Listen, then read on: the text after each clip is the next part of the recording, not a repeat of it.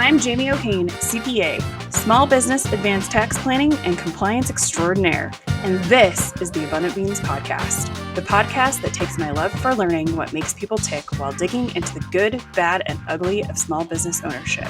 We strive to give you the insight that only those in the trenches of being and working with entrepreneurs can provide. Today, we'd like to welcome to the podcast Damion Lupo. Damion is the best-selling author of more than 11 books in personal finance and money thinking and host of the Financial Underdogs Podcast, owner of 50-plus companies and founder of his own martial art, Yokido. You did. Awesome. Damion's newest book, Unicornomics, I got it, lays out the essential pieces required for any budding unicorn, whether the entrepreneur wants to create a $1 million or a $1 billion business. Damion's secret to outdoing the competition is high tough, not high tech. I love that. And his secret sauce has more to do with mistake volume. I want to talk about that. More mistakes, faster than the competition, his key to success. Playing by a different set of rules, he even bought his first rental house with a visa. That is hilarious. A move that snowballed into owning 150 rental houses in 7 states in less than 5 years. In 2008, he lost the entire $20 million, but recreated his wealth and reinvented his life over 4 transformational years. So many big words. Today, he leads 3 multi-billion-dollar global companies with one unified mission: to free people from money bondage. Welcome. Good to be here. Good to see you. Yay. I know. I'm glad. I was like, yay, Damion. It's so fun to do the pre-interviews first. Actually did a pre-interview today, and the guy was like, I'm just so happy that you're doing a pre-interview. I'm like, well, then I know who you are.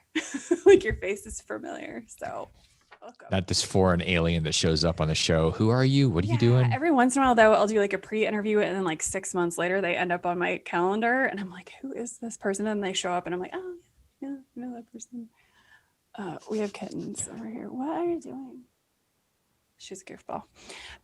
So first questions first. What was your first job? My first job. You know, I was doing work. I remember, probably I was hustling when I was 6, 7 years old, just doing things door to door, selling Olympia Sales Club, like wrapping paper and that kind of stuff. Remember those things where it was like world's finest chocolate, where you sell the mint chocolate things. See, I was good at that, except I was good at being the customer too. I just ate all the product. And so that actually didn't really end well, an extra 5 pounds that I didn't need. And it's like the Girl Scout cookie problem, right? Totally the same thing. It was every year, same problem. But yeah, I had every job under the sun. I worked in a meat market, putting my hand down a drain to clean it out during game season in Alaska. So I've had every dirty job. If you've seen that show, like Dirtiest Jobs, I've gone dirtier. So I've done kind of everything. Yeah. So give us the cliff notes on your career journey. Career journey is interesting because I went down the traditional path, going to college, and I got thrown out because I started a bookstore on campus that put the other bookstore out of business, and they got really pissed off about it. Told the president, he said, "Hey, you can't do this." And I said, "Yeah, but I just paid for school." And he's like, "You're going to have to leave." And I said, "Well, okay." So I voluntarily left as there was a shoe up my butt right off campus. And that just led me to, it was the first red flag when you're an entrepreneur. You're not supposed to be you're a terrible employee. And skipping ahead for a second, 10 years ago was the last job I had where I was a volunteer for a political campaign, and I got fired because I'm such a bad volunteer, or I'm a bad employee because I wanted to win. Like, as an entrepreneur, you play to win. You don't play for a paycheck. You're always wanting to win. And they didn't like that.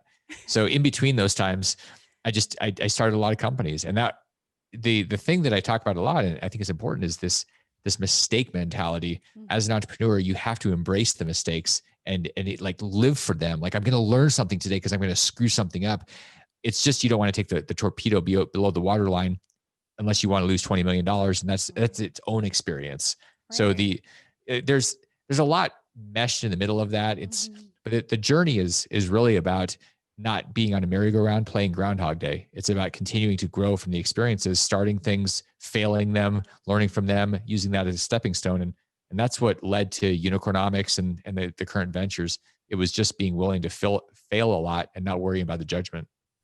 Yeah. And I think, it sounds like also it's willing to do things differently or, pick a different path. There's no rules, right? As an entrepreneur, you're literally making up the path half the time. Mm-hmm. You can model. You also have to say, okay, if I'm going to do something that's going to be groundbreaking, then you have to be willing to be different. You have to either be first or you have to be different. If you're the same, you're probably going to get beaten down by price at some point if you don't actually have a niche. And that's usually what people try to do is they try to play it safe and then they get beat with price. Yeah, I think, one of the things we're doing right now in our business is I just sent out a bunch of proposals that were like double fees.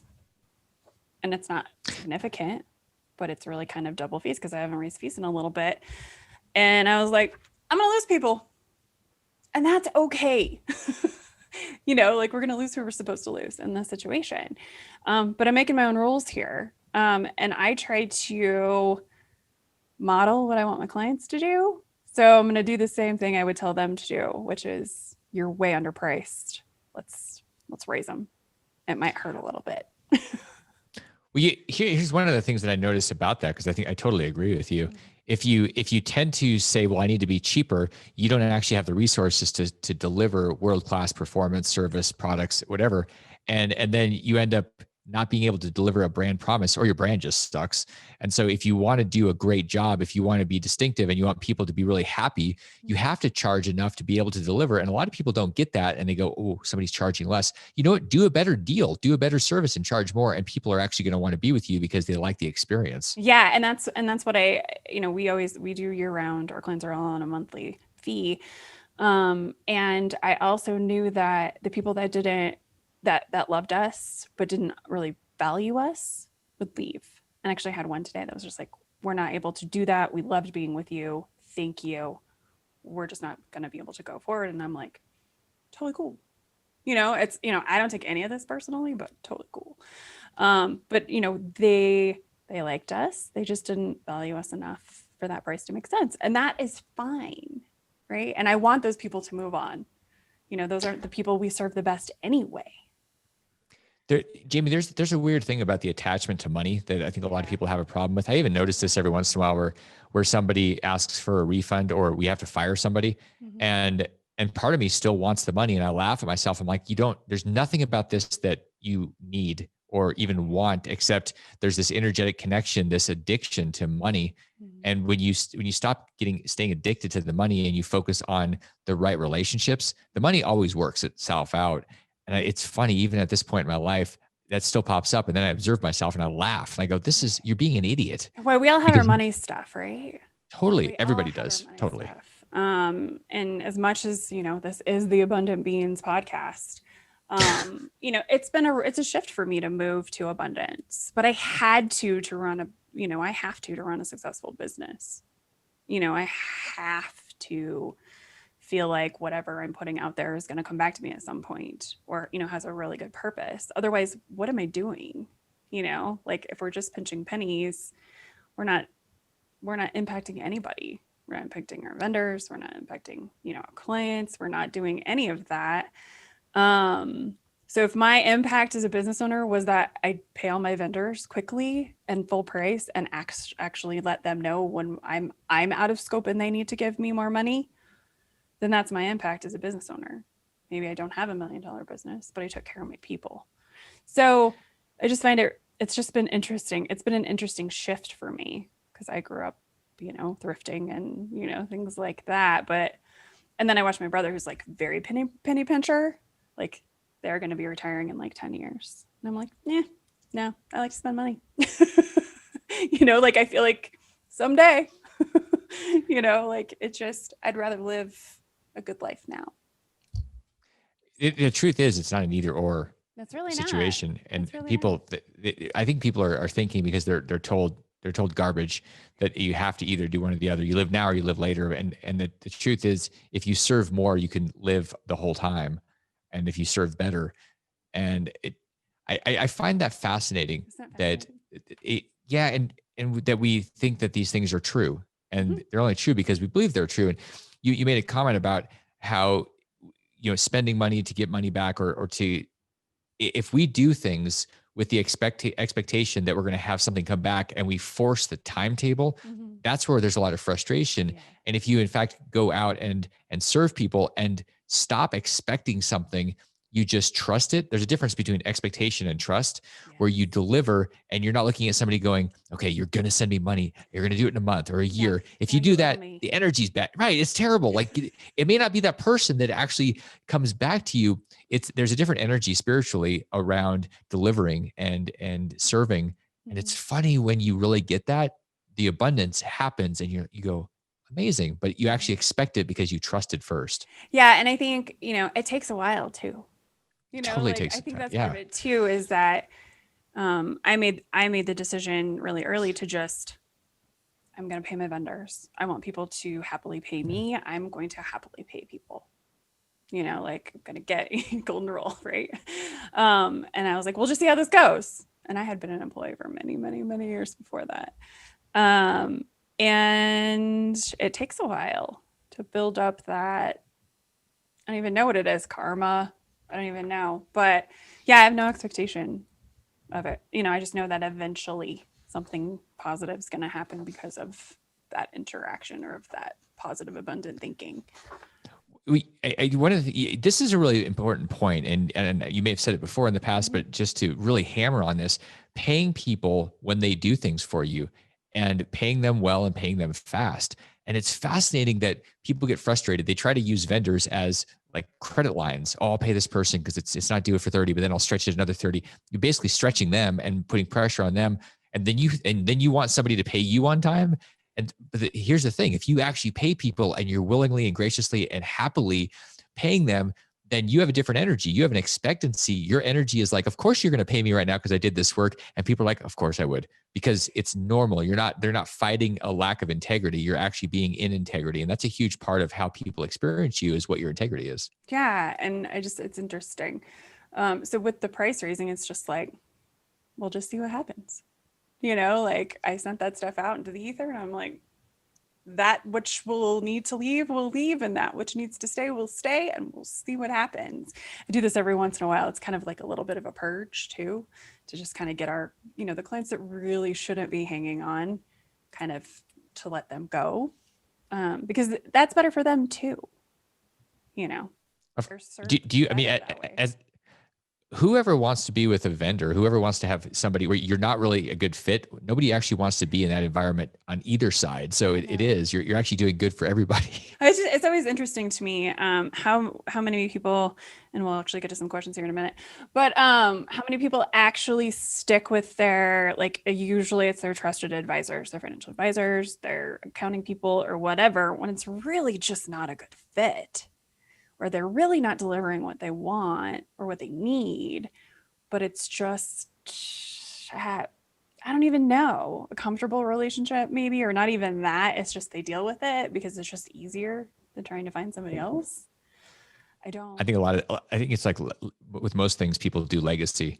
Whatever they have done, they keep doing. Their future looks like their past because they're not willing to change anything because it's comfortable, it's safe, and then you're it's Groundhog Day.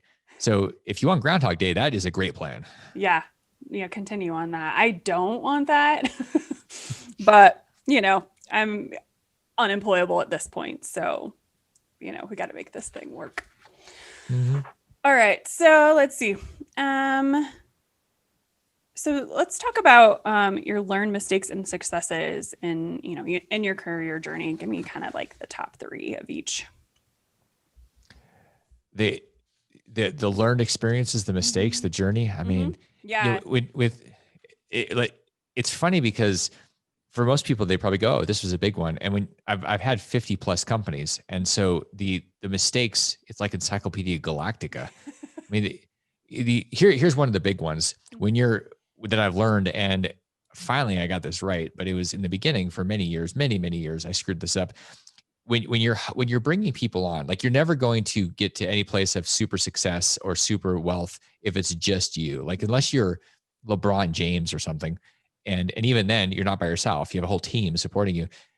The question is, who are you bringing on? And a lot of that has to do with how much you trust yourself and how much you can trust other people. Because if you trust yourself, if you have a lot of self-trust and self-respect, you'll trust other people and you'll be able to bring on A people. A people drive incredible operations. B's and C's, well, B's for work for the government, and C's, they're terrible because they hate A's and they punch clocks, and they're just, that was one of the big mistakes. I had a lot of C's and some B's, but a lot of C's because they were cheap. And so was I. And so that was one of the problems with pinching pennies. I wasn't willing to pay for the A's, and A's know what they're worth. And so when you really trust people and you pay them well, it's amazing what happens. You kind of just have to get the hell out of the way, and all sorts of magic happens. That was a huge one. And that's happened. I think for a lot of people that happens because we want to keep what we have. We tend to try to trap whatever's there instead of being open with it and being, trusting that it's going to get bigger, that we can create more pie. We say, this is the only pie. And then we try to keep that pie there, but then it rots. Like that doesn't really work. I actually realized today, I was talking to my coach this morning about our next hire. And I need somebody to run shit. I need somebody to just I need somebody that tells me to get the hell out of the way. Like that is what I'm trying to hire right now, because I am that person. And I can't do everything. But I was talking to my coach this morning, and we were talking about who we need in here and what needs to happen. And I realized, I kind of had this epiphany that I'm really good at hiring people that want to be micromanaged, because I am such a strong personality. I'm really good at hiring people that want to be micromanaged or that expect that, or ask it of me, because I'm such a strong personality. They just think I have all the answers. That actually serves that serves part of the one of the human needs for significance, because if we have to have people that are micromanaged, then it's providing significance to us that we're worth something because people need us. Yeah. So you are satisfying something. The question is, could you satisfy it somewhere else? Well, and that's just it. Those people drive me batshit crazy.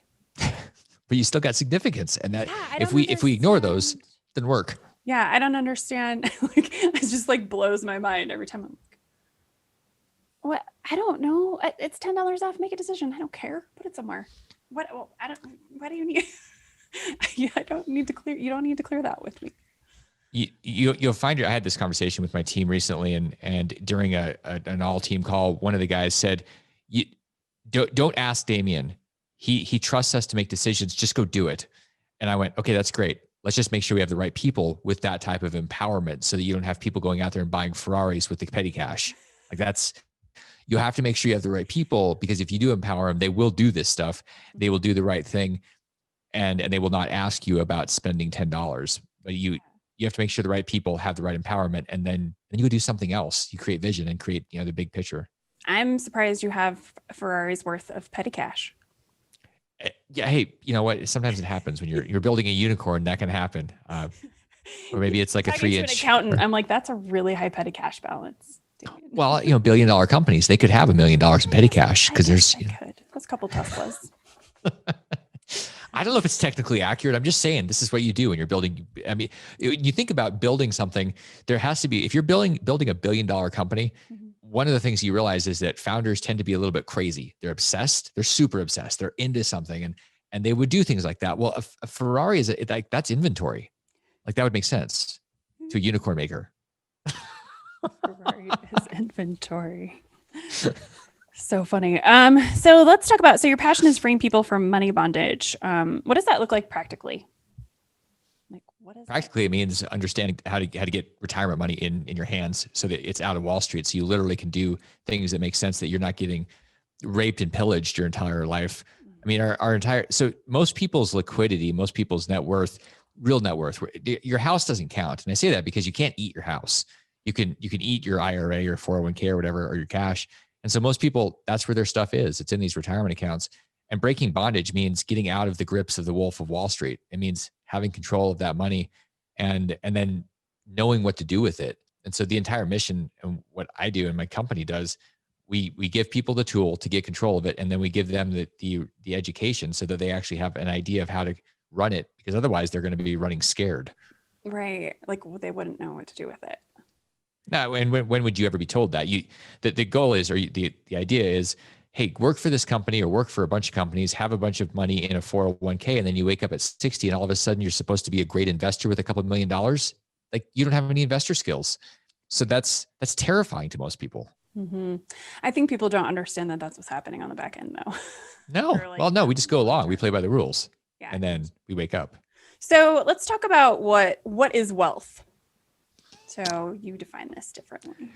So I used to think wealth was a bunch of money. So I went off and made a bunch of money, and I thought I was wealthy. But I was like, 1 million was fun, 2 million was multi-million, and then I was like, 5 is great. Now I'm going to go for 10. And what I realized is that it was a never-ending spiral into the abyss. And it wasn't wealth. Wealth is where you have the ability to do what you want to do. But that was even a previous definition. Wealth truly is the lessons you've learned through the experience, because it can't be taken away. Wealth cannot be taken away. Money can be taken away. It can go away. But true wealth, it's like the love of a child or a family member. It's like, it's there. It's almost, wealth is almost a spiritual thing if you think about it, because when you learn something, it can never go away. And that's the point of going out and making mistakes. Yeah, and I think that kind of speaks to time too, right? However we use our time is how we gain wealth, right? Whatever that looks like. It is. You squander it. Finite. Right. Poor. Squandering, poor. And when I say squandering, sometimes I'm talking about playing it safe. You go, well, I'm going and I'm punching my clock, or I'm doing my thing. And I go, yeah, but you're just squandering. It's Groundhog Day. And so you're not getting wealthier, you're getting poorer. You might have more money in the bank. That doesn't mean anything. It truly doesn't mean anything if you have more money in the bank. I'm getting wealthier. No, you're not. You're literally getting poorer because you're wasting time not growing. Mm-hmm. Yeah. And I think, a lot of the new focus is, even in companies, is, growth for all of their employees, either lateral or up or cross or whatever. And it's really fun to see the employees in those companies and how happy they are with like their choices, because that's just not going to be sitting at the desk doing the one thing they're doing forever. But that flexibility is hugely important. And they have less Groundhog Day because they are learning, probably, or they're getting to use different skills. That's actually a huge lesson for anybody that's working with teams, especially as an entrepreneur or a business owner, to really check in. It's one of the things that I do with my team, really deeply diving into their wants, their needs, their dreams. There's a great book called The Dream Manager by Kelly. And it talks about creating a bridge to your team, your employees, their dreams, and asking them, because what we find when we go deep into people's perspective and their minds and their hearts, it's not just money. In fact, I have some people that have told me, I'm not money. I'm not commission. I love talking to people, but the commission doesn't drive me. What they want is they want an opportunity to expand and to grow, and growth tends to be more valuable to people than money. Ironically enough, people say I need more money, but what they really want is to keep growing, because it's a basic human need. Money is a made up human thing. Yeah, people don't leave. What is it? The statistic is people don't leave businesses for money. They leave businesses for managers because of managers, or for growth, usually. So I think it's like 85% of people don't leave for money. And then if you want them, you're going to offer them more money, and you haven't fixed the growth problem, which is always really interesting. Anytime I left a company, it was because I had maxed out on my potential in that company, right? It had been a money hop, or it had been for my lifestyle or whatever, but I was always looking for additional growth. The money be damned. I mean, I started my own business 7 years ago, and we're still building this thing to where I want it to be. And I've never been happier, and we've never had a tighter budget, but I'm the maker of my own destiny, I don't exactly have to right. sit here 10 hours a day and input tax returns, because that's miserable. So let's talk about what skills and tools people need to be successful investors. Where this comes from is people tend to think that they can skip right from being a business owner to an investor. And if they're smart, the worst is when somebody is super smart. They tend to become bureaucrats, they become PhDs, and they work for governments, or they're perfectionists. In investing, one of the things you have to get really clear on is that you're going to be wrong, but you have to do it with a mitigated risk personality or mindset. In business, you can literally roll the dice and say, I'm rolling it all on red or black. And if it fails, hey, you start over and you do another business. With investing, you don't do that. It's irrational. It's crazy.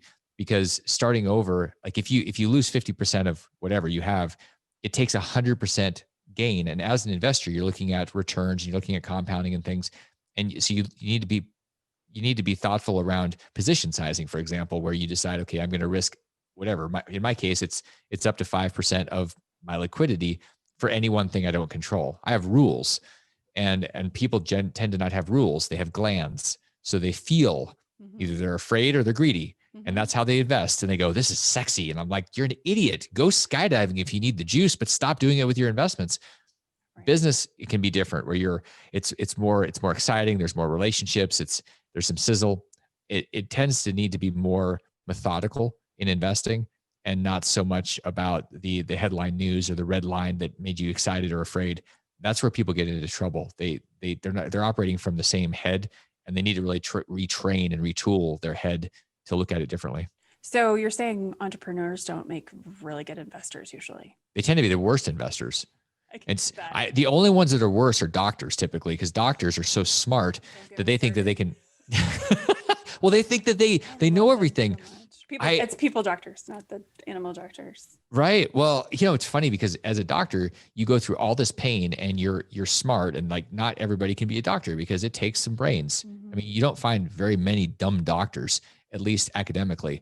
The problem is it's a totally different skill set. And I see a lot of doctors that get sucked into things, and I look at them and I'm like, you're not very smart.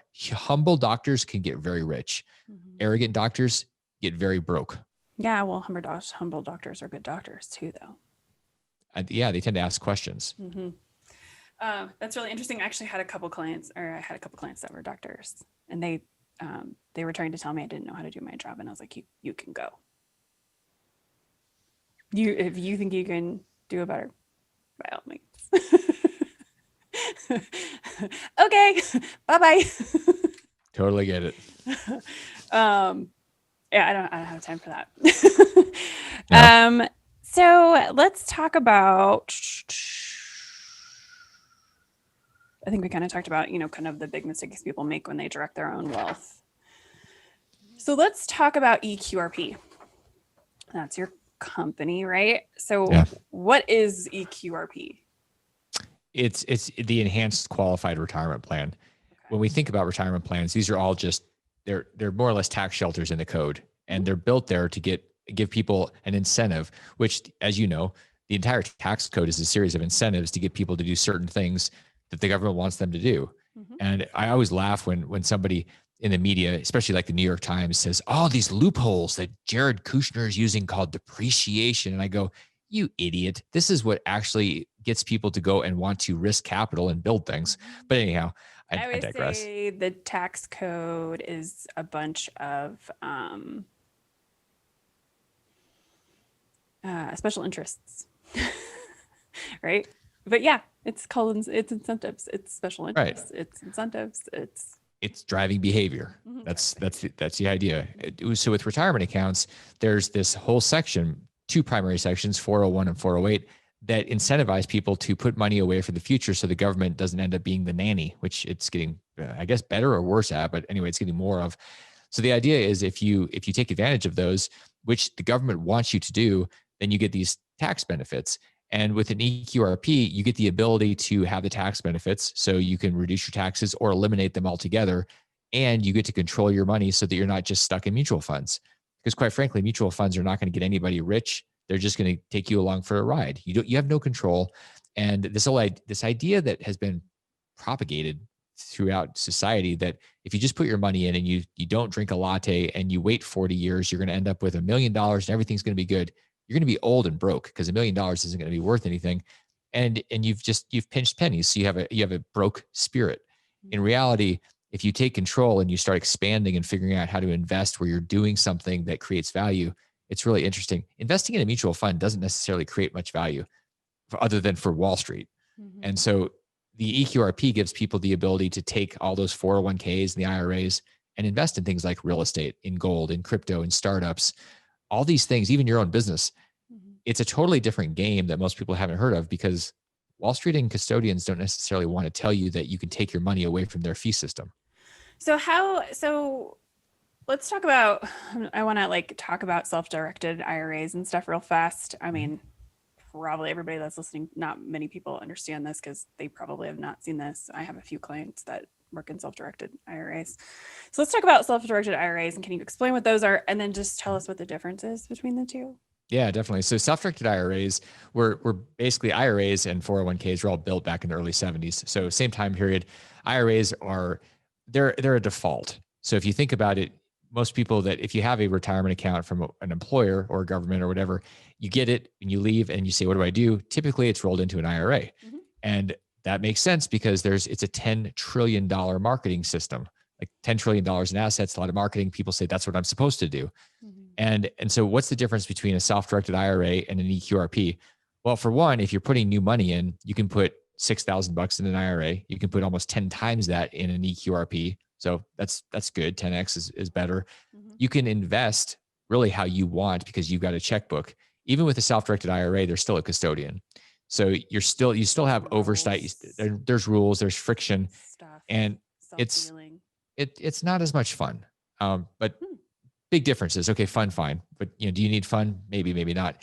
Big differences. Like if you want to do things like invest in real estate with an IRA, and let's say you invest in an apartment building, which a lot of people would like to do. They'd like to have an apartment that pays them cash flow. You do that with an IRA, you're going to potentially pay 37% tax on a pretty big chunk of your profits in the IRA. Whereas with an EQRP, you pay zero. That's called UBIT tax. And most people don't know that's going to hit them. So self-directed IRA investors oftentimes do things like real estate. You do not want to do real estate with self-directed IRAs most of the time.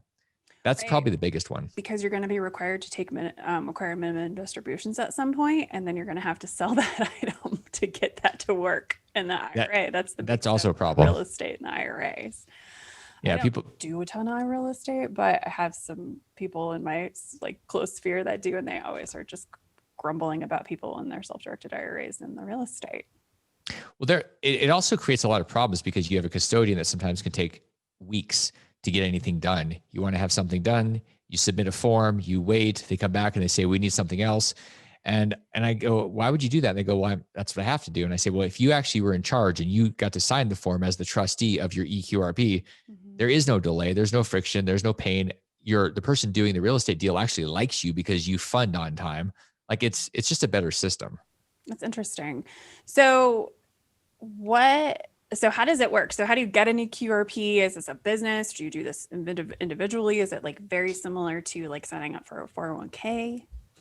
Yeah, so the EQRP is under the 401 section. So basically it's anybody that has any type of business. This could be a consulting business where you're mowing lawns, you have an online eBay store, you have an employee, you have 50 employees, any type of business. You can be an employee and have a business. So you just have to have a business. And that business is the sponsor, just like any company that has a 401k is the sponsor. So you get to be the sponsor, your thing. And it can be a sole proprietorship, just you.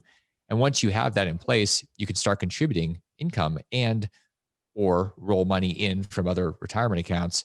And then all of a sudden you have control of your stuff. So there's a lot of confusion on the Google because people don't actually know what the reality is because it's a complex part of the IRS code. It's not something that a lot of people go through the brain damage of understanding.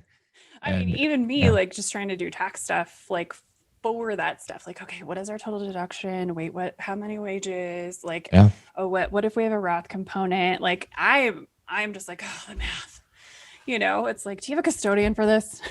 Do you have an administrator? Because I'm not sure I've got this correct because it can be really, really, really complex. And anybody that has a 401k plan or whatever, I'm just you need an administrator. There's just so much compliance that has to happen here and we got to get it right. I'm not touching it. And I think that's why why a lot of people default to the thing that's more or less done for them, which is either a 401k in a mutual fund or a self-directed IRA with a custodian, because then they don't have to do work. Work is, and in your case, being tax professionals, it's a different part of the code that takes way too much time for most tax professionals to go deep into because why would you do that? There's too much tax code. You got to focus on something. Right. And it's also not in our scope a lot of the time too. Totally. We're not administering that. Yeah. And we probably shouldn't. I think a lot of the time, especially if you're got the payroll as well, you probably shouldn't be doing both. It's just not safe. This is what this is what teams are for. I mean, when it comes down to it, the idea of wealth is not something you do by yourself. It's having the right team, and it's having specialists that come together and people that can play together. Like you don't see rich people doing everything themselves. I have one friend that I used to watch, and he's an MBA, PhD, CPA, double PhD. I mean, the guy was smarter than God. I mean, he was just ridiculous, and he did everything himself. And I was like, what are you doing? And I think people get the wrong idea. Like, they need to be super smart. You just need to make sure you have a really great team, and then you can communicate with them and get the general understanding. A lot of people make the mistake because they think Google is their team. And Google is not your team. Google is your confusion factor. Yeah. And I always tell people, like, I stay in my lane for a lot of reasons, but the big one is you need other advisors. Yeah. We need to all be at the table working towards your goals. And we might all want to do that in different ways, but at least we're all on the same page, right? So it's not just me being like, well, I'm your everything, so I'm going to tell you to invest in this thing. This is not the Notebook. Yeah, it could be, right? It's just like, why would you hand everything to one person, especially when you're dealing with like your business finances and like all this stuff? It's like that. It's so much risk. Like, why would you want your CPA to give you legal advice? Why would you want your CPA to give you investment advice? Rarely are we forward thinking. That's a fact. Rarely. I am, but most of us aren't. I think that's a good point to make, that really taking the advice from people, you take advice from the appropriate people, the appropriate advice from the appropriate people. Don't ask the wrong people for advice, and stop listening to people that are trying to give you advice. Like when your brother-in-law says, here's what you should invest in, tell him stop sharing, because you're broker than dirt. Like when people do that, everybody has advice. Ask somebody, I'd like your expert opinion. They'll tell you, even though they've never even heard of what you're talking about. Oh, let me tell you what I read on MSNBC or Yahoo. I'll tell you all about this. No, listen to people that know what they're doing. I always say, go for the balder, grayer folks that have been through hell, that have actually experienced it, and ask them what they think. Right. It's always, one of my biggest soapboxes is S Corps. Like, every business needs to be an S Corp. And I'm just like, stop it. Why are you an S Corp? Oh, because the person next door to my, farmer's market booth said was an S Corp, and they said I should be an S Corp. And I was like, were they qualified to give you that information? Yeah, well, they sold tomatoes, Jamie. they were totally qualified. Yeah. Well, they have tax people. Okay, so that specific was for them, not for you. Right? Maybe good to listen to appropriate people. Appropriate people with appropriate ability to analyze things. Let's see. I think that's almost all I had for you. That's crazy. So real quick, what is the easiest way for people to find you? Best way to find me is to visit eqrp.co and check out the website. If you want to talk to me personally, find me on LinkedIn. Okay. But the specialty where I live, and if you want to hear me rant, you can go to Financial Underdogs. And this is by the way, you never have an interview and give people 3 different things to do, because they're like, what do I do? So if you want more of just my harebrained ideas and how I see the world, you can hear me more, just like, your show, people get to hear you. But the reality is, most people either could use some help with retirement stuff, or they know somebody, and that would be a really good thing for people to get some information around. And you can go to the site eqrp.co and get a copy of the book that I'll send to you for free, and that'll give you some insights and some new tools. I have it. I do have it somewhere. Box? Yeah, it does come. Well, yours came in a fancy box. Everybody else's comes in a different box. It's also kind of fancy. Mine came in a fancy box. Why the red pens? So I like red pens. Red pens tend to engage you. There's a kinesthetic connection where it's almost a spiritual thing when your fingers are doing something with a book. And I like to use red pens for everything. I like to mark things up, and it engages us. It's like trying to learn martial arts through a book or a video. You can't do it. You got to actually go out there and move around. Same with reading. If the average person retains like 5 to 10% of what they read, and if you use a pen, you double or triple that. And red pens stick out, and they're more fun. I call them snappy red pens. And I love red pens. I just had a moment. I was like, why red? I mean, I loved it. I love red because it's pens. bold. I mean, I'm a CPA. Like I've marked plenty of things up in red pens or red marks. So it's just very interesting that you sent red pens, and I was like, I have to ask about those. It's very interesting. Awesome.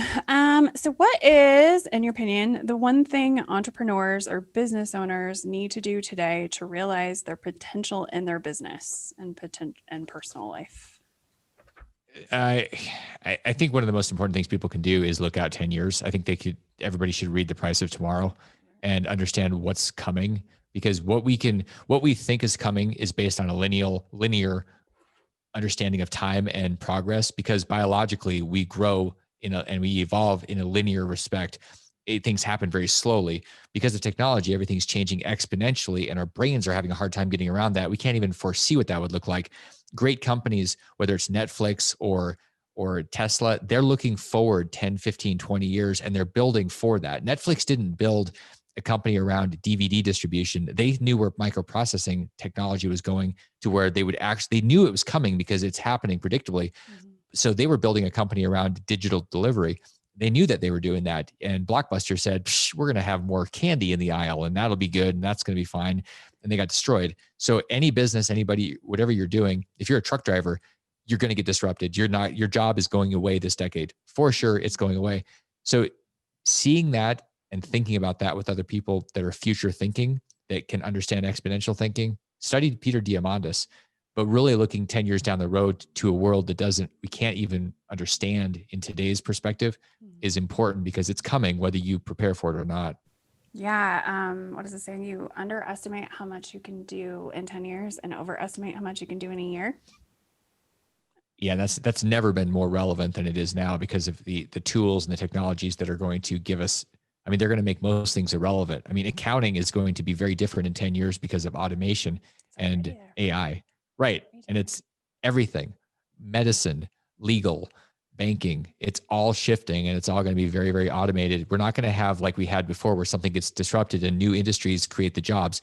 The jobs are going away in large part. And people will argue with this, but they're still thinking linear. They're not thinking exponential. Exponential disrupts and disables most things because it creates efficiencies out of automation. Yeah, it's really interesting to watch just my industry change, right?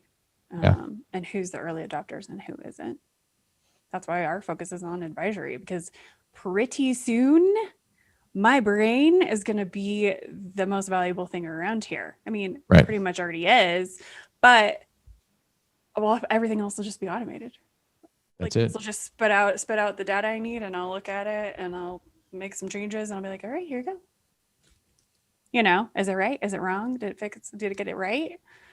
But pretty soon, and that's why our focus is on advisory, because the machines can't make decisions like people can. So we have to focus on where we're still actually going to be relevant.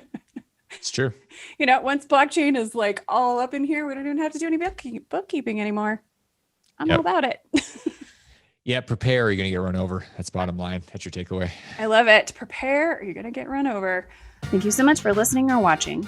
Be sure to subscribe on YouTube, iTunes, or wherever you prefer to listen. If you learned something and found some useful information to apply to your business today, please consider giving us a thumbs up and a review.